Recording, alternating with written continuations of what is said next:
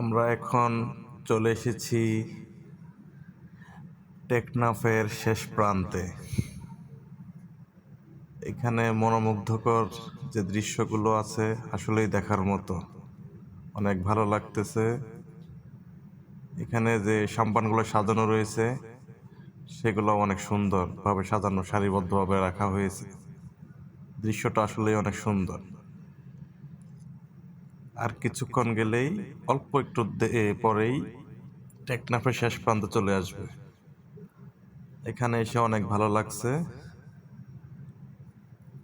অনেক মনোরম একটা পরিবেশ। আর বাইকে আসলে তো একটু ভালো লাগবে, এটাই স্বাভাবিক। আপনারাও আসবেন, দেখতে অনেক ভালো লাগবে, অনেক সুন্দর জায়গা।